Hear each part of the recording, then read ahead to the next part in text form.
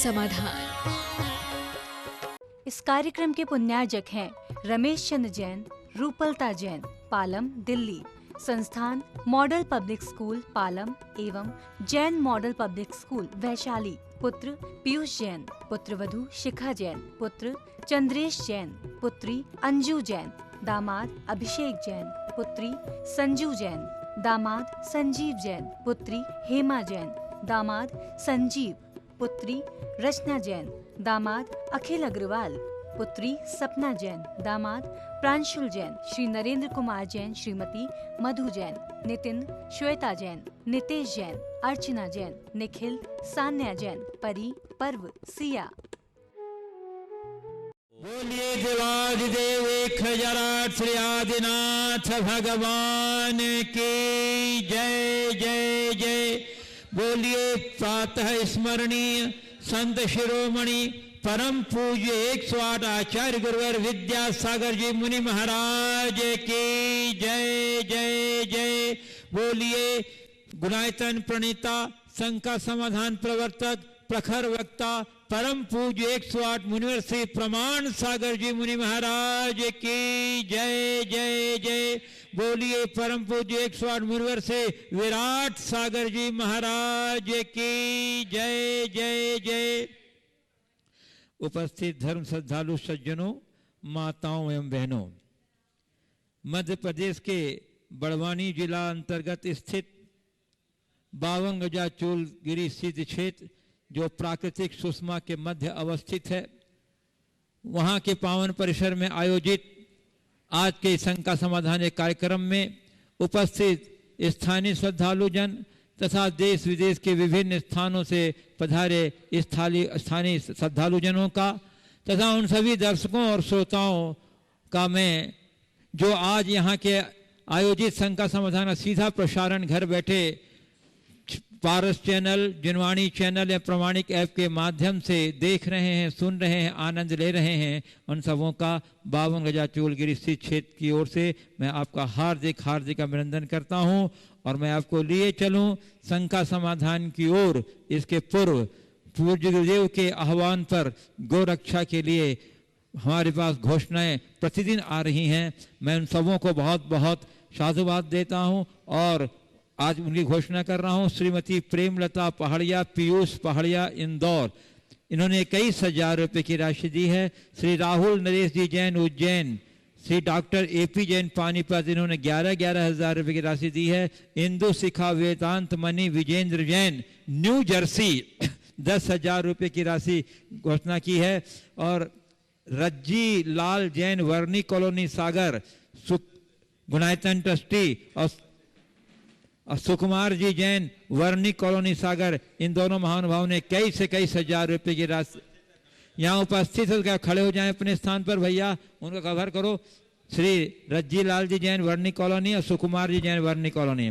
और बंधु ललित कुमार जी, बीना जी जैन, अंधेर देव जबलपुर, और संजय सिंघई, श्रीमती मनीषा जैन, सतना बिल्डिंग जबलपुर, इन्होंने 11 हजार रुपये की राशि खरीदी है। जोरदार करतल ध्वनि से अभिनंदन कर दीजिए बंधु।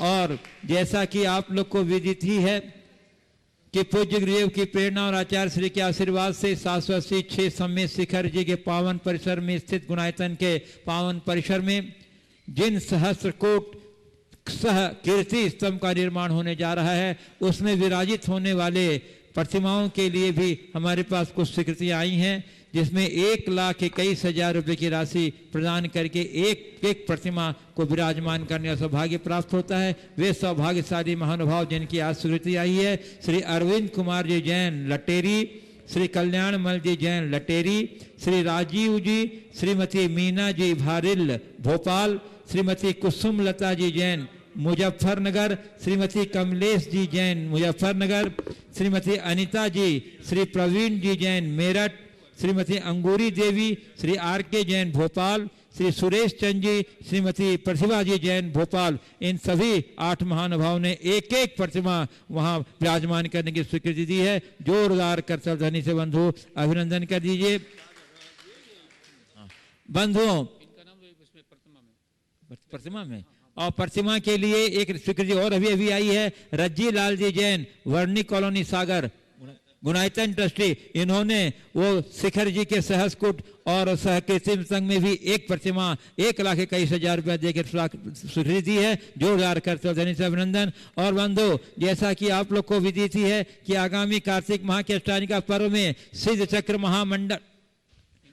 महामंडल विधान का आयोजन हो रहा है। 52 मंडली जो संस्कृत का विधान है बंधु, और उसके लिए इतना उत्साह है पूरे देश में कि करीब करीब सभी मंडल बुक हो चुके हैं। और आज अंतिम नाम जो हमारे पास आया है, श्री मनोज जी जैन प्रमाणिक ऐप दिल्ली, इन्हें सौभाग्य प्राप्त हुआ है।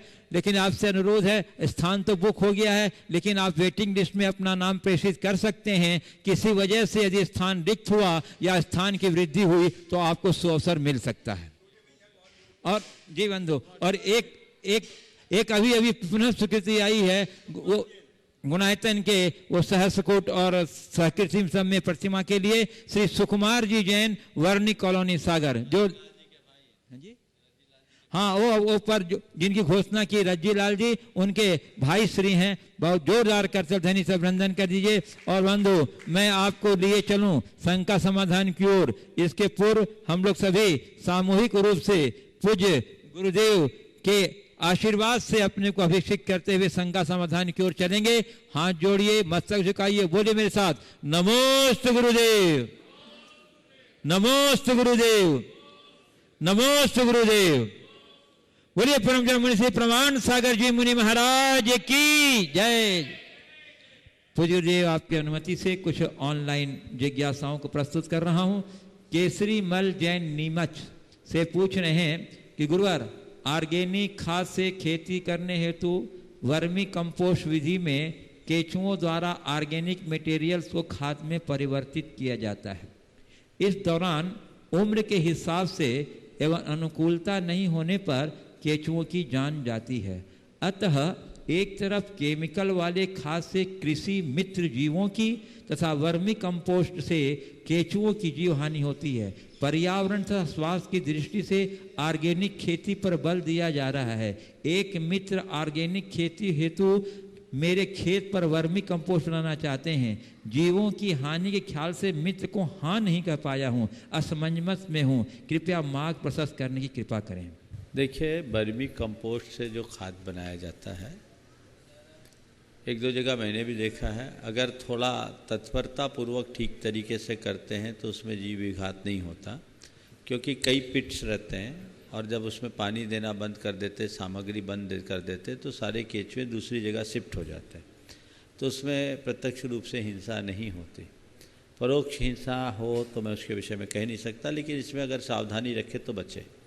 लेकिन सबसे अच्छा विकल्प है खाद का, देसी खाद का, वो है गोबर गैस से निकलने वाली स्लरी का खाद। जब गोबर गैस का प्लांट लगाते हैं तो उसमें कोई जीव नहीं रहते हैं, उसकी जो स्लरी निकलती है वो पूरी तरह निर्जीव रहती है, निर्जंतुक रहती है। और अब इसकी दिनों दिन बहुत मांग बढ़ रही है, तो उसके प्रयोग को भी हमें बढ़ावा देना चाहिए।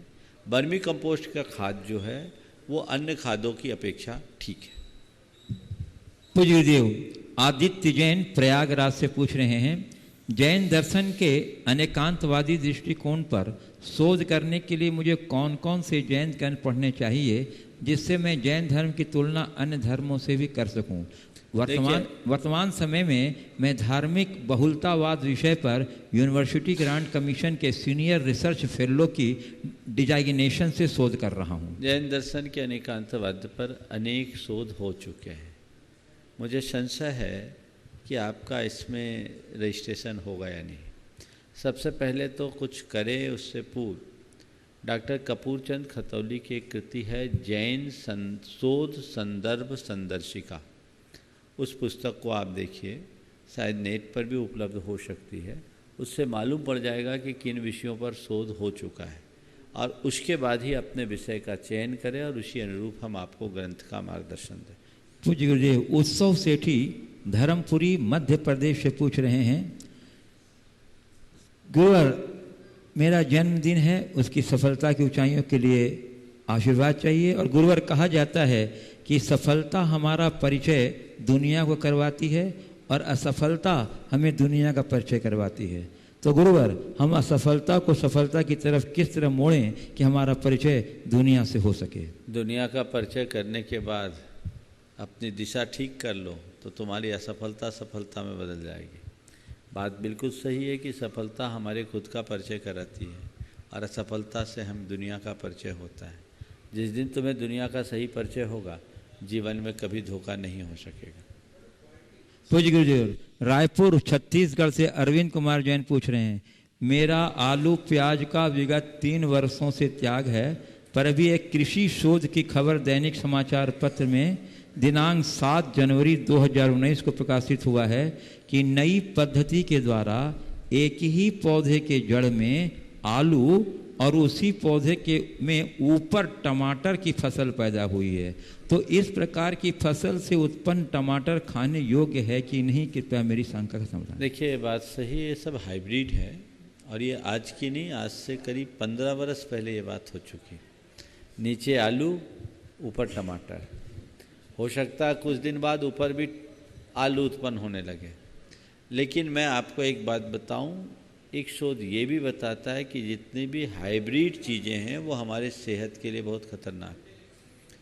एक चिकित्सक ने और जो वनस्पति विज्ञान का ज्ञाता था, उसने मुझसे अजमेर में आके कहा था कि हाइब्रिड टमाटर भी कैंसर का कारण है। इनको सब बायोटेक्नोलॉजी और जेनेटिक इंजीनियरिंग के बदौलत बनाए जा रहे हैं। ये प्रकृति के विरुद्ध हैं।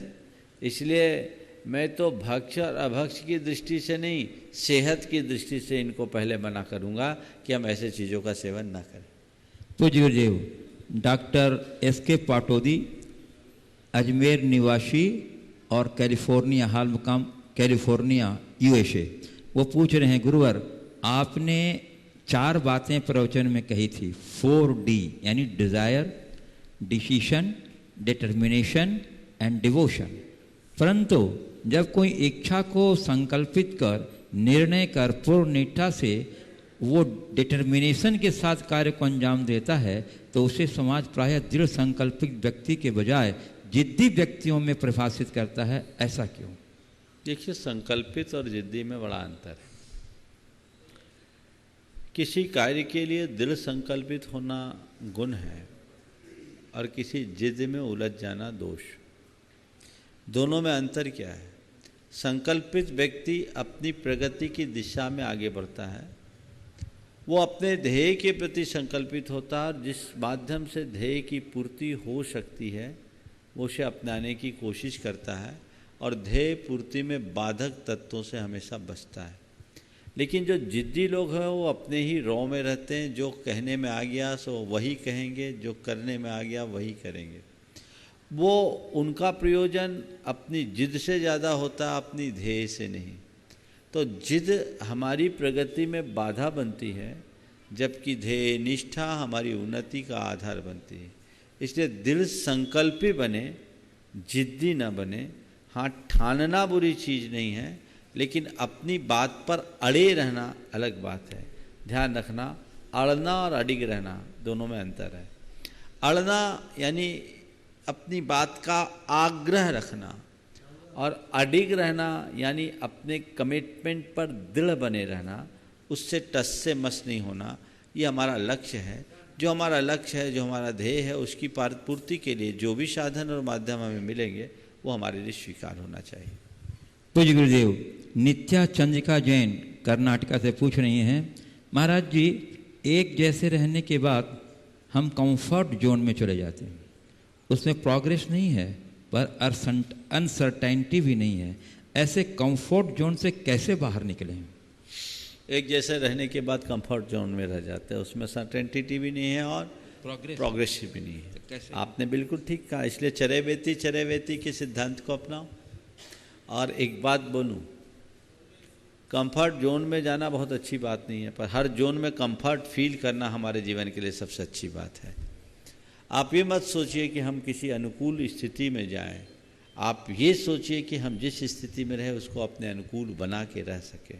मनुष्य के अंदर जज्बा होना चाहिए, संघर्ष की वृत्ति और भावना होनी चाहिए, तभी वो अपने जीवन को आगे बढ़ा सकेगा।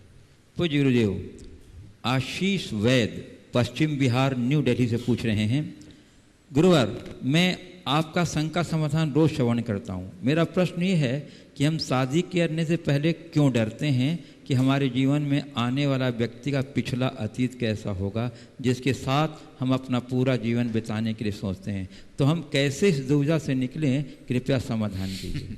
देखो, मैं तो एक ही बात बोलता हूँ, जो डेंजर जोन होता है ना, उसमें चलते समय धड़कनें तो बढ़ती है। तो ये सबका अनुभव है, ये डेंजर जोन है। प्रायः जितने भी लोग हैं वो शादी करने के बाद अपना अनुभव यही सुनाते हैं कि अरे शादी करने के बाद हम फंस गए। यहाँ भी बैठे ज़्यादातर शादीशुदा हैं। मैं समझता हूँ शायद मेरी बात से सब सहमत होंगे ना, हाँ है ना। तो अब ये है, तो जो है सो है। अब आपने पूछा है कि इस दुख से कैसे निकले, तो यही मान करके चलो कि भाई जो होगा सो होगा। जिस बंधन को आप बैंड बाजा बजवा करके स्वीकार कर रहे हैं, तो उस बंधन के बाद अगर बैंड बजता है तो उसमें भी नाचो ना, आनंद लो, उसमें क्या प्रश्न है। पूज्य गुरुदेव, पुणे से कोई भरत पूछ रहे हैं, अपना टाइटल नहीं दिया उन्होंने, can we use carry bag to use sola, how it will maintain purity of the sola, lot of people are using it but it is hazardous for our environment, still can we use it, ये हमारे it is क्या hazardous, हाँ hazardous है। देखिए, carry bag का use सोले के लिए करना शुद्धता की दृष्टि से ठीक है, लेकिन पर्यावरण की दृष्टि से ठीक नहीं है। हमें ऐसे पॉलीथीन का यूज करना चाहिए जो रिसाइकिल हो, थोड़ा मोटा हो, तो उसका प्रयोग हो सकता है, तो आपकी शुद्धता भी होगी और पॉल्यूशन भी उससे नहीं बढ़ेगा। हम तो इसके लिए कहते हैं हर चीज़ में जिसमें रिसाइकलिंग ना हो सके ऐसी पॉलीथीन का प्रयोग कभी नहीं करना चाहिए।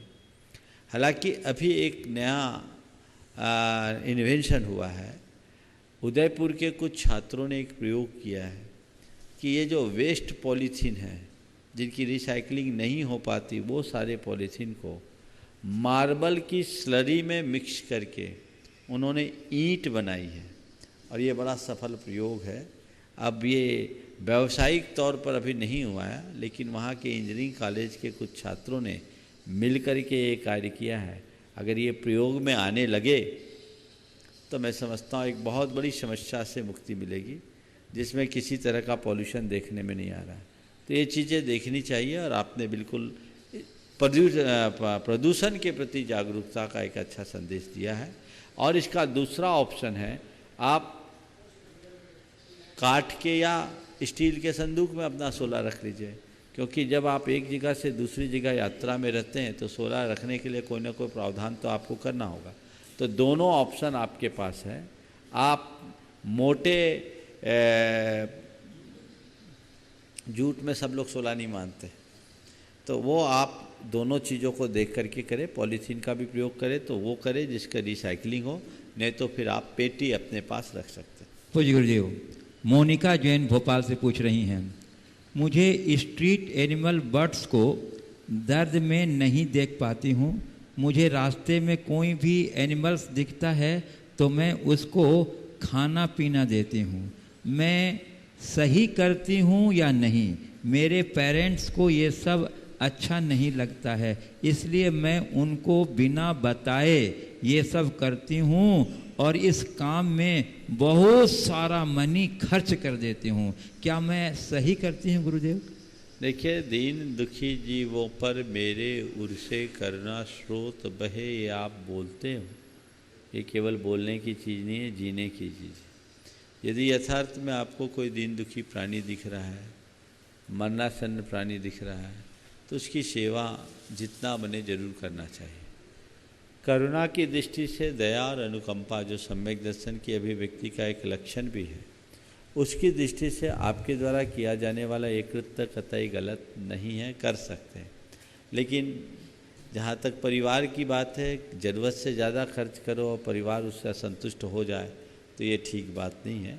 आप करो, अपनी शक्ति और परिस्थिति के अनुरूप करो, और परिवार के लोगों को भी इस बात से संतुष्ट करो कि इस कार्य में मुझे बहुत सुकून होता है। हाँ, जुनूनी तौर पर इस तरह का कार्य करने से कई बार कई व्यवहारिक समस्याएं सामने आ जाती है, जिसका हमें ध्यान रख करके चलना चाहिए।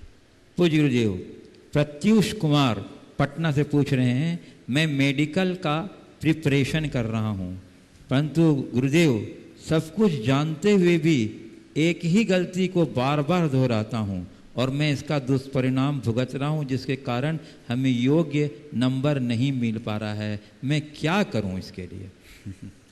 देखिए, एक ही गलती को बार बार दोहराना एक बड़ी कमजोरी है। आप उसके लिए एक ही उपाय कीजिए कि गलती दोहराना बंद कीजिए, पुराने अनुभवों का लाभ लीजिए, मन में दृढ़ संकल्प लीजिए कि नहीं, मुझे अब ये गलती नहीं दोहराना है, अब मुझे नहीं दोहराना, तो स्थितियाँ अनुकूल बनेगी। पूज्य गुरुदेव, और आज का अंतिम प्रश्न है जिनेन्द्र जी जैन, दिल्ली। तीर्थंकर भगवान जब जन्म से ही 3 ज्ञान के धारी होते हैं, तब उन्हें वैराग का भाव पानी का बुलबुला देख के या बादल या बिजली देख करके क्यों आता है, जबकि वे तो अवधि ज्ञान के धारी होते हैं? समाधान कीजिए। नमोस्तु गुरु। देखिए, ज्ञान होना और ज्ञान का प्रयोग करना दोनों में बड़ा अंतर है। ज्ञान तो हमें आपको भी 24 घंटे बहुत सारा रहता है, लेकिन ध्यान कहाँ रहता है? तो ये मनुष्य की एक प्राणी की एक कमजोरी है। ज्ञान होने के बाद भी उस तरफ ध्यान नहीं रहता। तीर्थंकरों के पास ज्ञान है पर वो उसका उपयोग नहीं करते, उस तरफ ध्यान नहीं लगाते। जब ध्यान नहीं लगाते तो वो चीज़ें उनकी दृष्टि में नहीं आती। ध्यान जाने पर वो आता है, तो निमित्त बनने पर ध्यान जाता है, तो वैराग्य होता है। इसलिए ज्ञान होना अलग है और ज्ञान को ध्यान में लाना अलग बात है। इसलिए हमेशा प्रयोग ही सबसे ज़्यादा कल्याणकारी है। अब मैं उपस्थित जिज्ञासु कर रहा हूँ श्रीमती शकुंतला हीरा चंद बज धर्मपुरी, और उसके बाद तैयार रहेंगी श्रीमती किरण चांदवाड़ हाट पीपलिया। गुरुवर के चरणों में कोटिशः नमन, कोटिशः नमन। गुरुवर, आजकल हमारी हर चीज़, जैसे हमारी गाड़ी, हमारा बंगला, हमारा मोबाइल, यहाँ तक कि हमारा लिबास, रहने सहने का तरीका, सब कुछ सिर्फ जीने के लिए नहीं बल्कि स्टेटस सिंबल बन गया है। गुरुवर, हम हमारे इन सब साधनों से रिस्पेक्ट पाना चाहते हैं, और जब दूसरे लोग हमारे इन साधनों की अच्छा बताते हैं, तारीफ करते हैं, तो हम खुश हो जाते हैं, और जब दूसरे लोग इन साधनों की तारीफ नहीं करते, हमें अच्छा नहीं बताते, तो हम दुखी हो जाते हैं। गुरुवर, हमने इस प्रकार हमारी खुशी की कुंजी दूसरों के हाथों में सौंप दी है। हम ऐसा क्या करें कि हमारी खुशी की कुंजी हमारे हाथों में आ जाए और हम सदैव प्रसन्न चित्त रहें और जीवन में मस्त रहें? कृपया शंका का समाधान कीजिए। जिनने इन सबको छोड़कर अपनी खुशी अपने हाथ में रख ली, उनको देखो और अपना निर्णय तय करो, फैसला करो, हमने जो किया वो सही किया है, गलत किया। ये दुनिया है, यही कंज्यूमरिज्म है, इसी का नाम उपभोक्तावाद है। ऐसा ही होगा। मनुष्य सब चीज़ें बाहर देखता है, अपने सुख का प्रतिमान औरों को बना करके फिरता है। इसके कारण ऐसे परिणाम आते हैं। यदि वो सोच अपनी बदलेगा तभी जीवन में कुछ स्थायी परिवर्तन घटित कर सके। श्रीमती किरण चांदवाड़ हाट पीपलिया, उसके बाद तैयार रहेंगे श्रीमती डाली काला बड़वानी। गुरुवर के चरणों में त्रिवार नमोस्तु। गुरुवर, प्रार्थना और विश्वास दोनों अदृश्य है, परंतु इन दोनों में इतनी ताकत होती है कि नामुमकिन को मुमकिन बना देती है। ऐसा क्यों? हमेशा एक बात ध्यान रखना, जो दृश्य ताकतें हैं उनसे ज़्यादा अदृश्य ताकतों का बल होता है। हम दृश्य का जितना महत्व समझते हैं उससे ज़्यादा अदृश्य है। उदाहरण के लिए,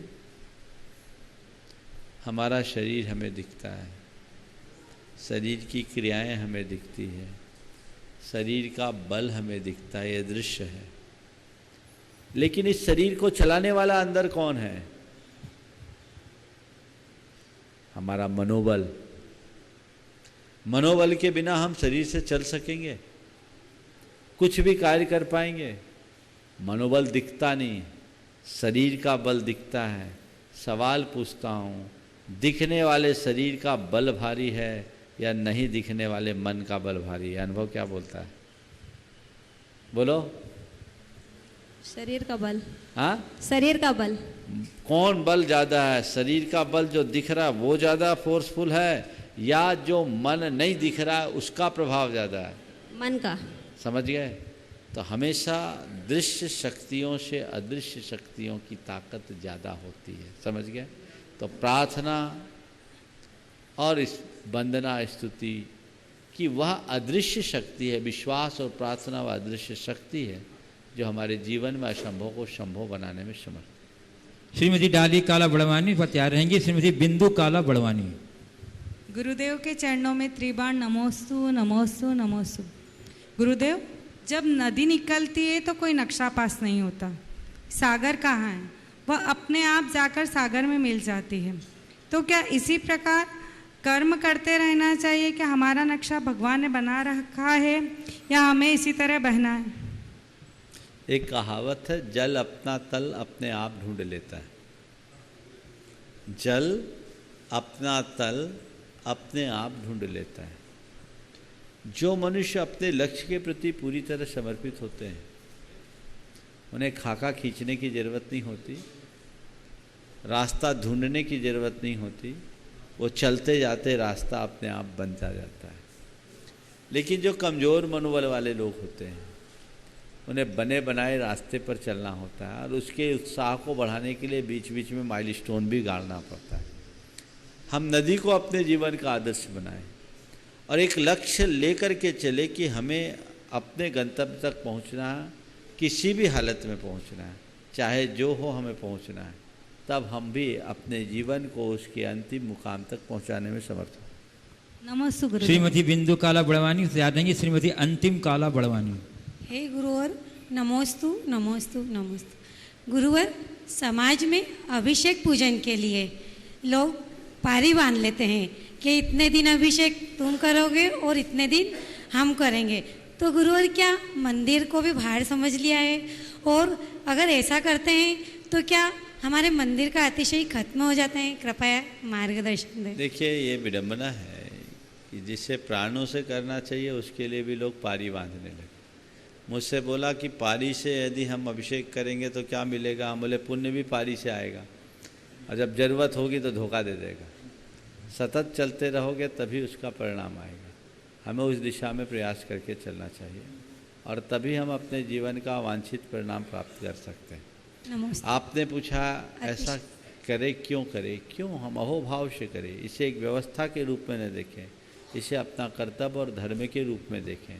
यदि हम इसे अपने कर्तव्य और धर्म के रूप में स्वीकार करेंगे तो हमें कहीं कठिनाई नहीं होगी, मन का उत्साह होगा। ठीक है, अगर जवाबदेही सुनिश्चित करने की दृष्टि से लोग ऐसा कर भी दें तो वो उनकी व्यवस्था है, लेकिन लोगों को चाहिए वो कोई पारी से आता है, हम तो हर पल अपनी पारी रखेंगे और इसमें कहीं पीछे नहीं जाएंगे। नमस्ते। श्रीमती अंतिम काला बड़वानी और उसके बाद गुरुवर के चरणों में नमोस्तु रहेंगे ब्रह्मचारी नमोस्तु, संतोष पांड्या इंदौर। गुरुवर, भिक्षा का पात्र तो भरा जाता है, पर हमारी 2 दिन इच्छा का सवाल आ पात्र गया, कैसे 2-3 दिन पहले सवाल आया, दूसरा पूछो। आत्मा तो अजर अमर होती है। हाँ, आत्मा कभी मरती नहीं है। हाँ। तो शरीर पर्याय से परिणमन होता है या पर्याय परिणमन से? तो जीव उस मृत्यु को स्वीकार करता है क्या? देखिए, आत्मा अजर अमर है। आत्मा का न जन्म होता न मरण होता है। शरीर का जन्म होता है, शरीर का मरण होता है, लेकिन संसार में जो आत्मा है वो शरीरधारी है। तो शरीरधारी है, इसलिए व्यवहार से हम शरीरधारी आत्मा का भी जन्म और मरण मान लेते हैं, पर यथार्थ जो है सो है। ठीक है। श्री संतोष जी पांड्या इंदौर और उसके बाद तैयार रहेंगे श्रीमती सपना दोषी बड़वानी। गुरुवर के चरणों में सद्भाव नमोस्तु नमोस्तु नमोस्तु। गुरुवर, गुरुवर, हमारे जैन आगम में और वैदिक शास्त्रों में ये कथन समान रूप से पाया जाता है कि इस कलिकाल में अच्छाई का ह्रास होगा और बुराई पनपेगी। तो फिर बुराइयों को दूर करने के लिए नाना प्रकार के उपाय किए जाते हैं। ये सार्थकता क्या है? इसे धर्म के नाम पर क्या अपनी दुकानदारी चलाने का मायाजाल नहीं कहा जाए? क्या बात, बिल्कुल ठीक कह रहे हैं कि अच्छाइयों का ह्रास होगा, बुराइयां बढ़ेगी, पर कम से कम हम अच्छाइयों के ह्रास की गति को तो रोक सकते हैं, बुराइयों के विकास की गति को तो रोक सकते हैं। बुराइयां आएगी ठीक है, लेकिन फिर भी हम कोशिश करें कि बुराइयां बुरी तरह हम पर हावी ना हो और अपने जीवन को हम आगे बढ़ा सकें। नमस्ते। चलिए श्रीमती सपना दोषी बड़वानी और उसके बाद तैयार रहेंगी श्रीमती नमी पहाड़िया बड़वानी। गुरुदेव के चरणों में त्रेवा नमोस्तु नमोस्तु नमोस्तु। इंसान पुरुषार्थ तो करता है किंतु उसका भाग्य साथ नहीं देता, इस वजह से वह व्यक्ति हतोत्साहित होकर पुरुषार्थ करना छोड़ देता है। तो हमें ऐसा क्या करना चाहिए कि मनुष्य का भाग्य भी साथ देने लगे और पुरुषार्थ करना भी ना छोड़े? देखिए, कभी भी कितना भी पुरुषार्थ करे, अगर परिणाम ना आए तो हताश ना हो। ये सोचना चाहिए कि मेरे पुरुषार्थ की दिशा में कहीं कोई कमी रह गई हो, मैं और करूं और करूं और करूं, और आशावादी बनना चाहिए, मन में हताशा नहीं होगी। रहा सवाल भाग्य का, तो भाग्य के भरोसे नहीं बैठना चाहिए। मेरे भाग्य में क्या है मुझे पता नहीं, पर मुझे क्या करना है इसका मुझे पता है, और हमेशा ये सोच कर व्यक्ति चले तो अपनी भाग्य की रेखा को भी बदल सकता है। श्रीमती नमी पहाड़िया बड़वानी को तैयार रहेंगी श्रीमती परिवना पहाड़िया बड़वानी, अध्यक्षा महिला मंडल। गुरुवर के चरणों में त्रिबार नमोस्तु नमोस्तु नमोस्तु। गुरुवर, कहते हैं विभिन्न प्रकार के बहुमूल्य रत्न शरीर पर अलग अलग तरह से प्रभाव डालते हैं, तो क्या बहुमूल्य धातुओं के आभूषणों का भी शरीर पर कुछ प्रभाव पड़ता है या ये केवल शोभा बढ़ाने के काम आते हैं? देखिए, इसका एक अपना विज्ञान है। ये कुछ भी प्रभाव नहीं डालते ऐसा कहना ठीक नहीं, इनका प्रभाव है। हालांकि आज इनके नाम पर दुकानदारी बहुत बढ़ गई है, इसलिए अनेक प्रकार की गड़बड़ियाँ भी होने लगी, पर इसका एक बड़ा वैज्ञानिक प्रभाव है जिसकी चर्चा मैं आप सबसे करूँगा। ऐसा कहा जाता है यद पिंडे तद ब्रह्मांडे, जो तत्व हमारे शरीर में वही तत्व ब्रह्मांड में है।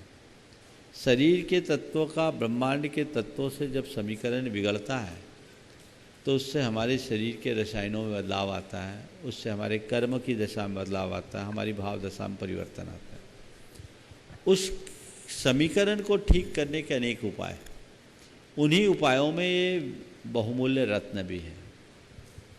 जितने भी प्रीशियस स्टोन्स है, यदि उनका हमारे शरीर से स्पर्श होता है, उससे उत्पन्न विकिरण हमारे शरीर में जिन तत्वों की कमी हो रही है उसको बैलेंस करते हैं, और उनके संतुलन से वो हमारे शरीर के रसायनों में अंतर डालते हैं, जिससे हमारे कर्मों के रसायन में परिवर्तन आता है, हमारी भाव दशा बदलती है और उससे हमारे जीवन का शुभाशुभ प्रभावित होता है। ये इसके पीछे का विज्ञान यही है।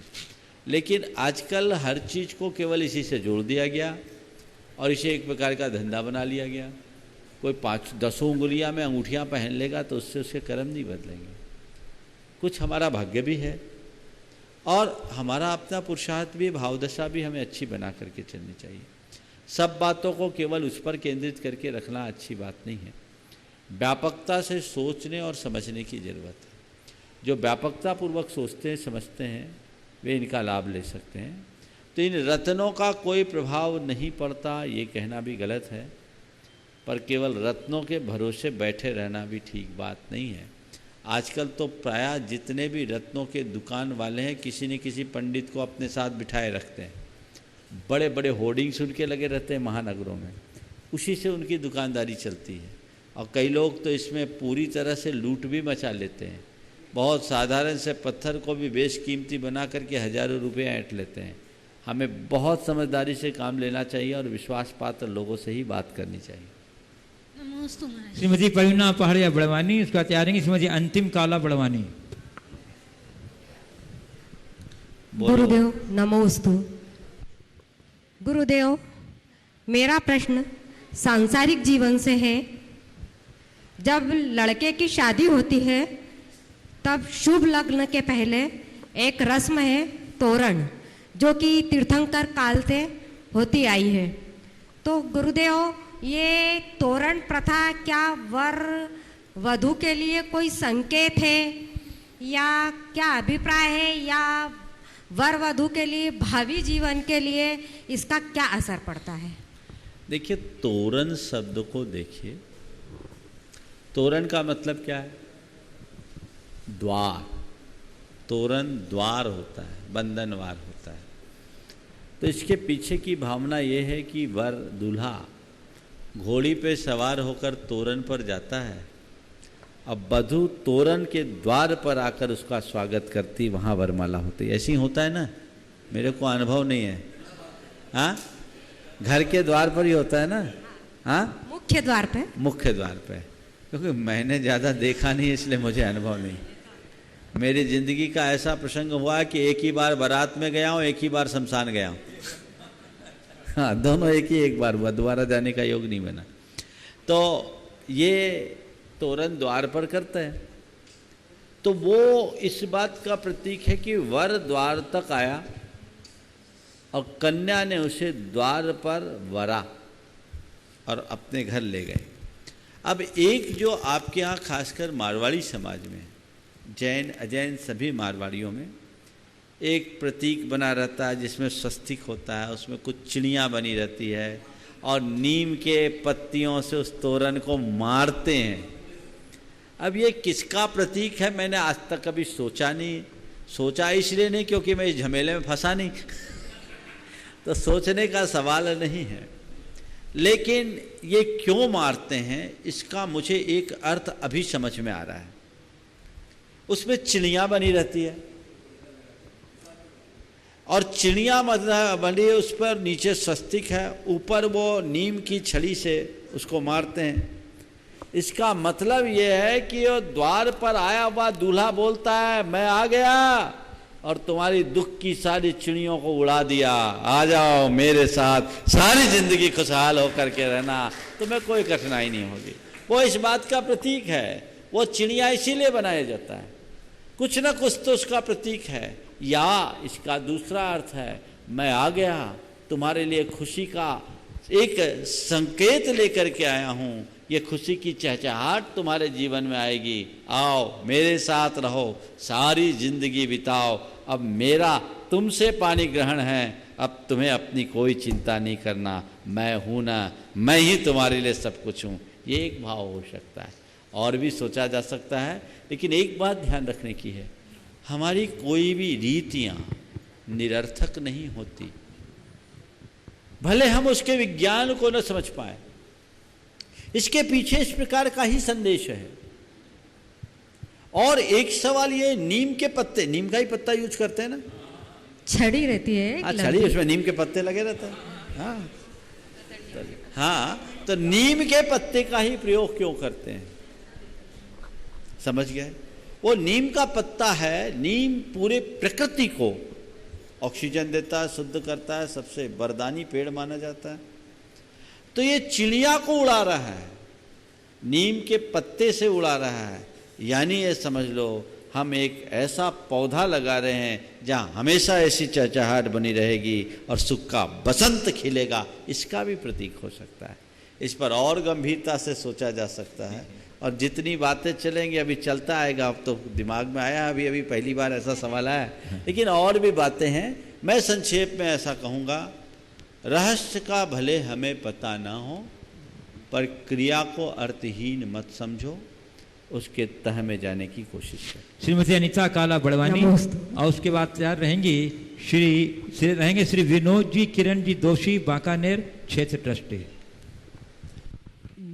गुरुवर के चरणों में त्रैबार नमोस्तु। गुरुवर, मेरा प्रश्न है कि हमेशा माता को महत्व दिया जाता है, पिता की महत्ता को हमेशा गौण कर दिया जाता है। हमेशा कहते हैं कि माँ ने 9 माह गर्भ में रखा है, उसकी सेवा करी, बच्चे को पाला पोसा, तो पिता के महत्व को क्यों गौण कर दिया गया? पिता भी तो वृक्ष है जो जिनकी छाया में बच्चे पल रहे हैं। बिल्कुल ठीक है। शरीर में हर अंग महत्वपूर्ण है, पर 2 अंग बड़े महत्वपूर्ण हैं, एक है हार्ट और एक है सिर।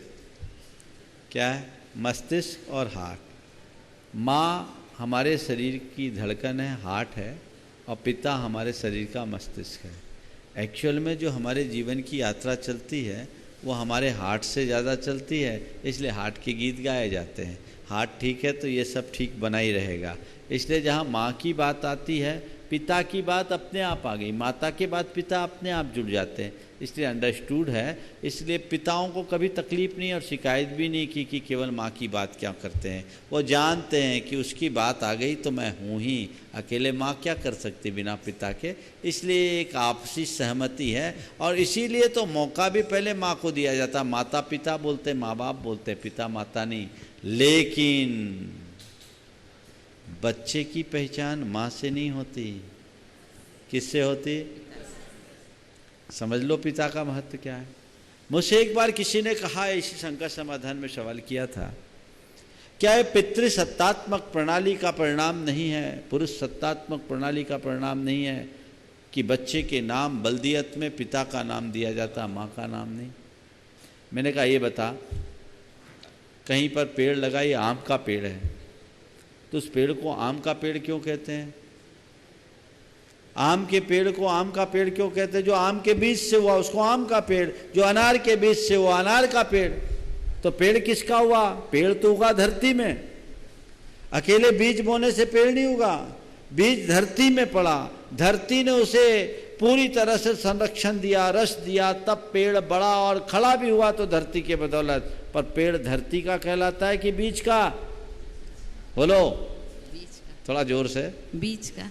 पेड़ धरती का नहीं कहलाता, पेड़ बीज का कहलाता है। तो बस माँ धरती है, पिता बीज है, इसलिए धरती पेड़ को बढ़ाती है, पर पेड़ तो बीज का ही कहलाता है। इसलिए नाम पिता के साथ जुड़ता है, इसलिए इस बात में कोई सोचने जैसी बात नहीं। नमस्ते। श्री विनोद जी किरण जी दोषी बांकानेर, संयोजक धर्म प्रभावना समिति क्षेत्र ट्रस्टी, और स्वाचार्य रहेंगे प्रोफेसर एस सेठी बड़वानी। नमस्ते महाराज जी। महाराज जी मेरी लाइन मेरी भावना से है, घर घर चर्चा रहे धर्म की, दुष्कद दुष्कद हो जावे।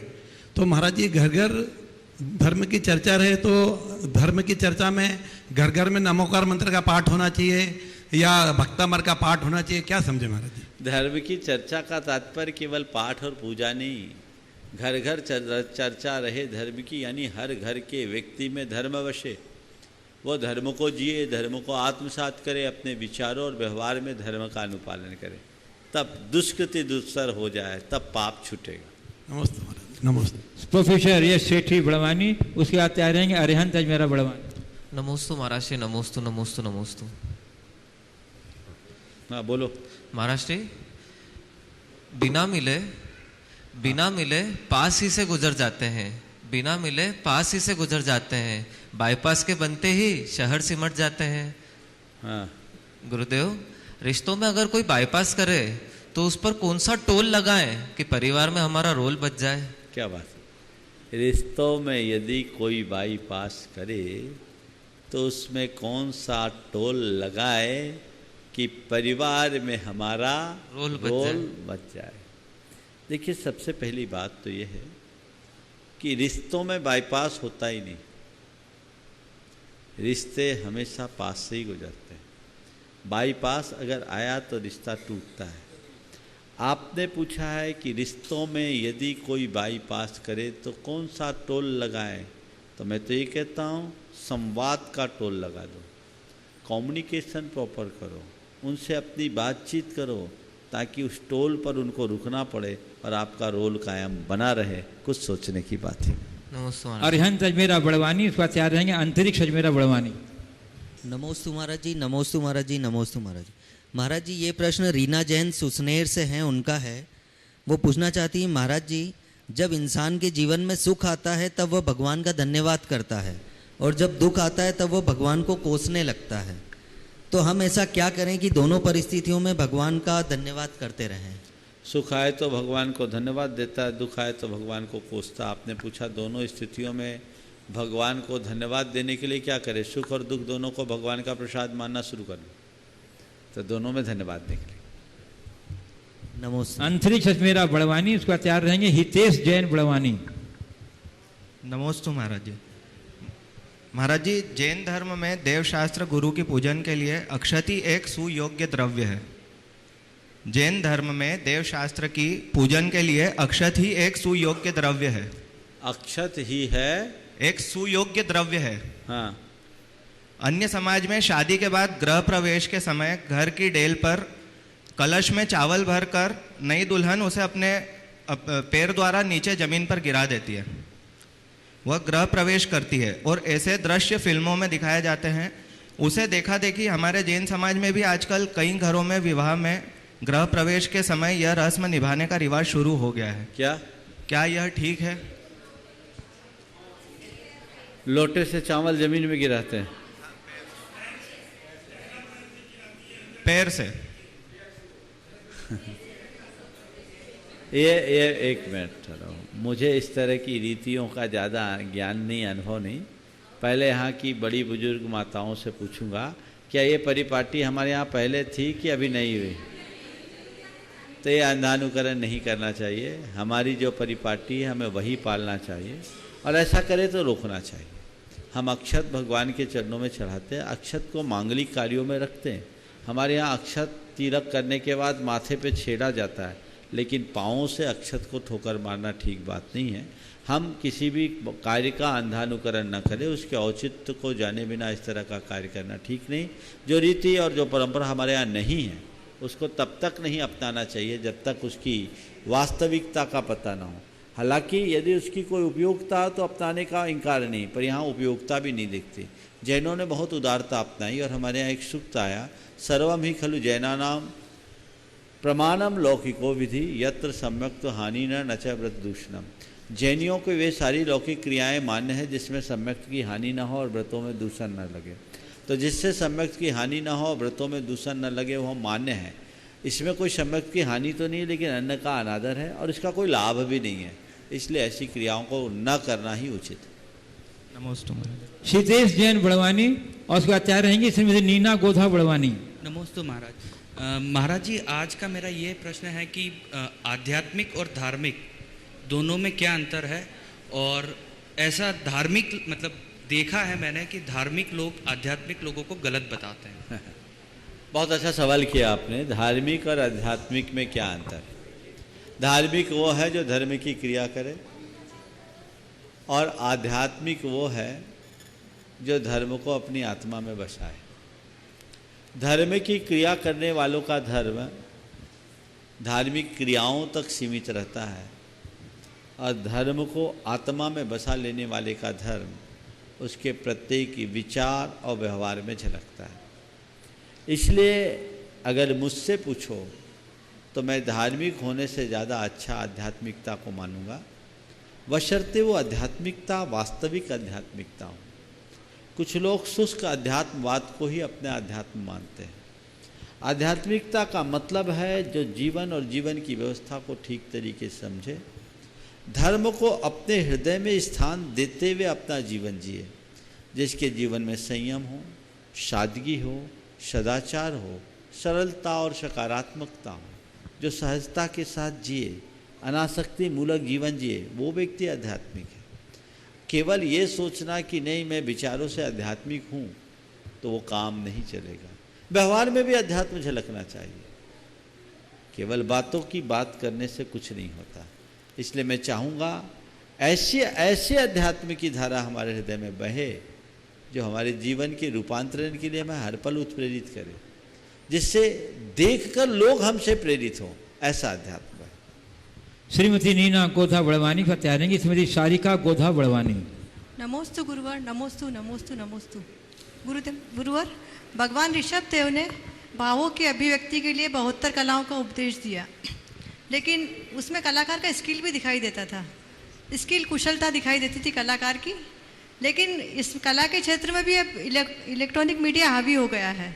तो कला, ये संस्कृति और कला के लिए कहाँ तक उपयोगी है संवर्धन के लिए? क्या इलेक्ट्रॉनिक मीडिया संस्कृति और कला के लिए कहाँ तक उपयोगी है? देखिए, मीडिया तो मीडिया है, कला हमेशा जीवंत तो होती है। टेक्नोलॉजी आएगी और चले जाएगी। आज भी इतनी हाई टेक्नोलॉजी के युग में भी कला का अपना महत्व है। आज भी अच्छे अच्छे कलाकारों की कलाकृतियों को लोग कितना मूल्य देते हैं। इसलिए कला को कालजयी मानना। कितना भी टेक्नोलॉजी है, साइंस है, ये रोज़ बदलते हैं। टेक्नोलॉजी में तो रोज़ परिवर्तन होना है। हाँ, ये टेक्नोलॉजी हमारी कला को निखारने में सहायक भी बनती है, कहीं कहीं पूरी तरह बाधक नहीं बनती, लेकिन इनको देख करके कलाकारों को अपनी कला को विस्मित नहीं करना चाहिए, उसे आगे बढ़ाने की कोशिश करनी चाहिए। ये बात ध्यान में रखना चाहिए कि टेक्नोलॉजी से हमें केवल ज्ञान होगा, कला के बदौलत हमें अनुभव की प्राप्ति होगी। तो हम अपने अनुभव मूलक कला का हमेशा उपयोग करें। कला हमें आध्यात्मिकता की ओर भी मोड़ती है और उसी से हमारी संस्कृति पलती और पल्लवित होती है, इसलिए कला की कभी उपेक्षा नहीं होनी चाहिए। नमस्ते। श्रीमती शारिका गोधा बड़वानी। नमोस्तु महाराज जी, नमोस्तु नमोस्तु। बोलिए। जीवन में श्वास और विश्वास एक की एक समान जरूरत होती है। श्वास खत्म तो जिंदगी का अंत और विश्वास खत्म तो संबंध खत्म। तो गुरुदेव इनमें स्थिरता कैसे प्रदान करें? श्वास और निश्वास में स्थिरता नहीं रखो। श्वास और निश्वास का तो क्रम है, जहाँ श्वास है वहाँ निश्वास है। आपने कहा श्वास खत्म तो जिंदगी खत्म, निश्वास खत्म तो संबंध खत्म। विश्वास, श्वास और विश्वास हमने निश्वास सुन लिया। श्वास खत्म तो जिंदगी खत्म और विश्वास खत्म तो संबंध खत्म। आपने कहा श्वास और विश्वास दोनों में स्थिरता कैसे लाएं? देखिए, श्वास पर किसी का वश नहीं है। श्वास तो हमें प्रकृति ने जैसे दी है, हमें वैसे ही जीना होगा और उस अनुरूप हमारी सांसें पल पल खप रही है। तो श्वासों को अविश्वसनीय मानते हुए ये मान करके चलो कि जब तक मेरी श्वास है मैं प्रामाणिकता पूर्वक जी लूँ तो हम औरों के विश्वास के पात्र बन सकेंगे। किसी का विश्वास खोने की स्थिति नहीं आएगी। जो लोग श्वासों की क्षणिकता को नहीं समझते, क्षणभंगुरता को नहीं समझते, वे मर्यादाहीन कार्य कर बैठते हैं। उनकी नैतिकता और प्रामाणिकता खंडित हो जाती है। इससे अनेक लोगों के विश्वास खंडित होते हैं और संबंध बिगड़ जाते हैं। अपने संबंधों को बनाए रखना चाहते हैं तो मैं यही कहूँगा कि श्वास सीमित है, इसका विश्वास अपने मन में जगाओ और जितनी श्वास हैं उन्हें सार्थक बनाने का संकल्प लो, सारी स्थितियाँ अनुकूल बनी। अन्य जिज्ञासुओं को आमंत्रित करूं। इसके पूर्व एक दो घोषणाएं आई हैं हमारे पास। जो जिन सहस्कूट एवं सहकीर्ति स्तंभ में प्रतिमा विराजमान करने के लिए श्री राजकुमार जी जैन, श्रीमती गुणमाला जैन जबलपुर, उन्होंने अपनी स्वीकृति दी है। यहाँ उपस्थित हैं तो कृपया खड़े हो जाएं, उपस्थित नहीं है। और बंधु रुचि सिंघई ठाणे मुंबई, इन्होंने 11,000 की राशि जीव दया के लिए दी है। गुरुवर श्रीमती रेखा जी अशोक जी जैन, रेखा बैग हाउस भाटापारा, इन्होंने भी एक मंडल दी है। श्रीमती लता जी सुरेंद्र जी सिंघई अमरावती, इन्होंने भी एक मंडल की स्वीकृति दी है। श्री मनोज जी जैन दिल्ली, इन्होंने भी एक मंडल की स्वीकृति दी है। बंधुओं, बहुत अच्छा उत्साह लग रहा है मंडल के लिए। आप नाम देते जाइए, हो सकता है आपका पुण्य जागृत हो तो व्यवस्था बन जाए। हाँ, अब जितने नाम आएंगे सब वेटिंग में होंगे। पूज्य गुरुदेव श्रीमती सरिता जी जैन धनबाद, ये ऑनलाइन उत्तर चाहती हैं कि सराग चारित्र क्या होता है और इसका फल क्या है? राग सही चरित्र को सराग चरित्र कहते हैं। वर्तमान में हम आप जितने भी लोग हैं उनका जो चरित्र है वो पूरी तरह से राग मुक्त नहीं। तो वर्तमान मुनियों के चरित्र को सराग चरित्र कहते हैं। परंपरा से मोक्ष का कारण। जब प्रवृत्ति से निर्वृत्ति में जाते हैं, ध्यान में लीन होते हैं तो बीतराग चारित्र होता है, उससे साक्षात मुक्ति मिलती है। आगे। पूज्य गुरुदेव, स्थानीय समस्त कर्मचारियों की ओर से एक प्रश्न आया है, मैं उनको आमंत्रित कर रहा हूँ। खड़े हो जाएं। कौन है? जल्दी। नमोस्तु गुरुवर। गुरुदेव, जैसे पुजारी भगवान का अभिषेक पूजा आदि करता है, अर्थात भगवान की भक्ति के साथ उनका काम भी हो जाता है, और बाकी ऑफिस के लोग आदि भोजन करने वाले लोग जैसे सिद्ध क्षेत्र में रहकर प्रतिदिन पूजन और अभिषेक आदि नहीं कर पाते, तो उसके लिए क्या पाप लगेगा? देखो, एक बात बोलता हूँ, सब लोग अगर पूजा पाठ में लग जाएंगे तो बाकी व्यवस्थाएं कहाँ जाएगी? इसलिए कल भी मैंने एक बात कही थी, आज पुनः कर रहा हूँ। क्षेत्र पे रहने वाले जो भी काम कर रहे हैं उस काम को काम न मानकर अपनी पूजा मान करके करना शुरू कर दो, तुम्हें लाभ मिलेगा, पुण्य नहीं, उसमें पाप नहीं मिलने वाला। ये सोचो सब लोग कर लेंगे तो फिर यहाँ की व्यवस्थाएं लड़खड़ा जाएगी। इसलिए उसकी अनुमोदना करो, हालांकि मौका मिलने पर प्रमाद मत करना। कल्पना जैन बड़वानी, उसके बाद तैयार रहेंगी चंदना जैन 52 गजा। हे गुरुवर नमोस्तु नमोस्तु नमोस्तु। मेरा एक प्रश्न है गुरुवर कि हम जिस जगह रहते हैं उस जगह बहुत बड़ी मस्जिद बनी हुई है और वहीं उनकी भोजनशाला भी है, तो सारे उसकी खुशबू या बास जो भी बोलते हैं वो यहाँ पे सब दूर आ जाती है घर के पास, तो हमारा उसमें कोई दोष है महाराज जी? कम से कम मन तो दुखी होता ही होगा। मन तो बहुत दुखी होता है क्योंकि व्रत उपास में भी बहुत ऐसा दरवाजे बंद करके ही रहना पड़ता है हमको। अब वो भी कोई उपाय नहीं है, जितना बन सके बचाओ, और या तो घर बदलो, तो वो प्रैक्टिकल नहीं होगा। मंदिर दूर हो जाएगा महाराज जी यदि घर बदल देंगे तो। अब मैं क्या बोलूँ, मस्जिद हटा नहीं सकते, उनको रोक सकते नहीं, तो जो हो सके वही करो। चंदना जैन 52 गजा, उसके बाद तैयार रहेंगे मनीष जैन 52 गजा। नमोस्तु महाराज जी, नमोस्तु महाराज जी, नमोस्तु महाराज जी। घमंड और पेट, इंसान का जब घमंड और पेट इंसान पेट जब बढ़ने लगता है तो वो चाहकर भी किसी को गले नहीं लगा सकता है। तो महाराज जी पेट तो कम कर सकते हैं, लेकिन घमंड को कैसे कम किया जा सकता है? देखिए बहुत अच्छा, पेट को कम करने के लिए एक्सरसाइज है, और घमंड को कम करने की भी एक्सरसाइज में बता देता हूँ। वही अपने घमंड को कम करना है ना, तो थोड़ा ऊपर देखना शुरू कर दो। क्या कर रहा? घमंड को कम करने के लिए एक एक्सरसाइज, ऊपर वाले को देखो तो पता लग जाएगा उनके आगे हम कहीं हैं ही नहीं। अपने से बड़ों को देखोगे तो पता लगेगा हम हैं क्या, हम तो बहुत तुच्छ हैं। ये एक्सरसाइज जो अपना ले, सारा घमंड चूर चूर होगा। कहते हैं ऊंट जब पहाड़ के नीचे आता है तभी उसे अपनी औकात का पता लगता है ना? तो ये एक्सरसाइज है। ऊपर देखो, क्या देखो? ऊपर वाले को देखो, तुम्हें तुम्हारी वास्तविकता का एहसास हो जाएगा। मनीष जैन 52 गजा, उसका तैयार नहीं समझे अनिता पाटोदी साढ़म। हे स्वामी नमोस्तु नमोस्तु नमोस्तु। हे स्वामी, कुछ भी प्रोग्राम, मनुष्य कुछ भी प्रोग्राम करता है तो महीनों पहले से तैयारी करता है। जैसे अगर उसको कहीं बाहर जाना हो तो महीनों पहले से रिजर्वेशन करवा लेता है, लेकिन जो उसकी अंतिम मंजिल इस अर्थात मरण है, उसकी वह कभी भी तैयारी नहीं करता, और वह सोचता कि उसके पास अभी बहुत वक्त है, और वह उसको टालता रहता है। उसको अपने आखिरी समय के लिए क्या तैयारी करनी चाहिए? मुश्किल ये है कि हमारी बाहर यात्रा की तिथि का हमें पता रहता, हम खुद तय करते हैं, इसलिए तैयारी हो जाती है। अंतिम यात्रा की तिथि तय हो जाए तो आज लोग तैयारी करने लगे। काश लोग इसे समझे, हालांकि वो तिथि तय है पर कोई मानने को राजी नहीं। सबकी तिथि तय है, 7 दिन से ज़्यादा किसी की ज़िंदगी नहीं है, समझ गए? सोमवार से रविवार के बीच में ही जाओगे जब जाओगे, इसलिए तैयारी कर लो जितनी करनी है, उससे ज़्यादा जीवन नहीं है। नमोस्तु गुरुदेव। इंसान के पास जब बहुत रुपया हो जाता है तब इंसान बहुरूपिया हो जाता है। हाँ। हे गुरुदेव, हम एक रूपता कैसे लाएं, हमें मार्गदर्शन इंसान के पास जब बहुत रुपया हो जाता है तो बहुरूपिया हो जाता है। हम एक रूपता कैसे लाएं? रुपये के मूल्य को भूलकर जीवन के मूल्य को पहचानना शुरू कर दो, हमारे जीवन में स्वाभाविक रूप से एक रूपता होगी। ध्यान रखना, बहुरूपिया का रूप लुभावना भले हो जाए पर भरोसे का नहीं होता। रुपया तुम्हारे जीवन में चाहे कितनी भी बड़ी ताकत दे दे, पर वो जिंदगी को बचाने वाला नहीं होता। इतनी सी बात यदि मनुष्य के मन मस्तिष्क में बैठ जाए तो उसे फिर कहीं किसी प्रकार की कठिनाई नहीं होगी। इस प्रकार आज के सत्र में परम पूज्य गुरुदेव के चरणों में नमन अर्पित करते हुए यहीं पर विराम।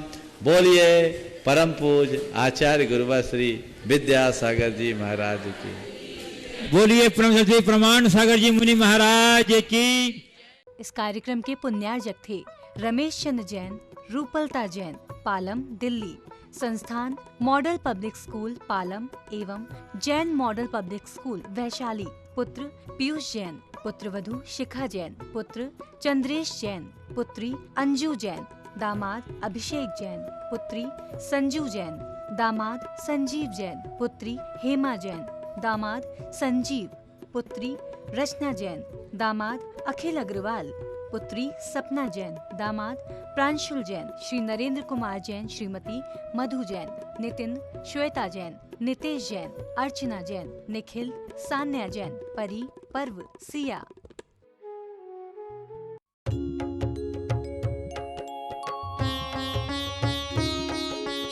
समाधान।